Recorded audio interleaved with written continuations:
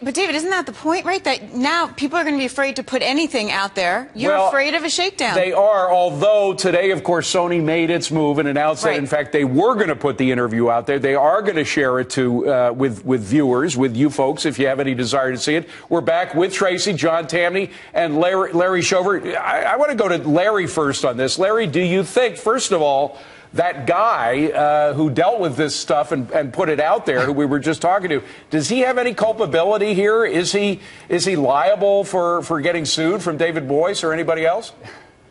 You know, I'm not an attorney, but I just realize that because he doesn't have an attorney, they do. They'll find a way to prosecute him or find something wrong. Even though he's the fall guy. He's just exercising his free speech. Well, more than that, it just appears that they're looking for a fall guy. You know how Hollywood is. They're pointing fingers like this, and here's this one independent musician who decides to do this in his spare time. Looks like they picked him, John Tamny, as a fall guy.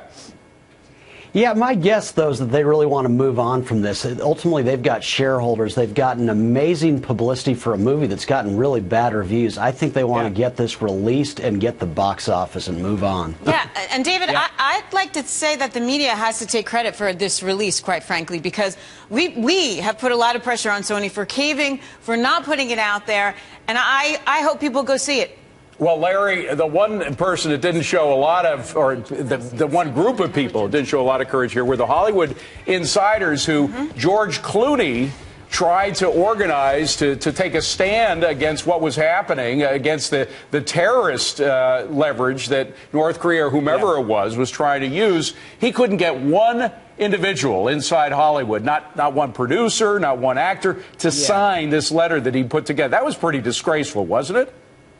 Yeah, you know, it was just almost uncalled for. It's too bad, this camaraderie that they're all supposed to have in this industry of entertainment, and yet they can't get any solidarity around something that really was a big issue this time last week. And let's face it, it really was with a lot of unknowns. So, yeah, it was tragic that he couldn't get any kind of solidarity. Although, on the other hand, John, from listening to this guy, listening to Val just a moment ago, it seems that he doesn't think it was the North Koreans. He thinks it was a simple shakedown. People wanted to make it appear as though it was the North Koreans so that it seemed like something that it wasn't. Do you think there's truth to Val's story? I think there is. The idea that a backwards country like North Korea could do this to Sony never quite made sense, but what a great idea. Let's hack into a company's emails and say we're terrorists also, and we can really stop commerce. It was a great ploy, but they shouldn't have fallen for it. It's a very interesting theory. Anyway, and of course, it is just a theory. We don't know whether Val is right or not, but Val Brooksmith, you heard it here, he said that in fact, he does not think that North Korea was involved. It was a simple shakedown situation. John, Larry, thank you very much. Do you think it was a shakedown? I don't know, but I do think that someone should get in touch with Val and find out a little bit more about what he knows. I think you're right. I think you're absolutely right. Well, what do you think? What was behind Sony's decision? Send us a message or Facebook us or tweet us at FBNATB. Your answers.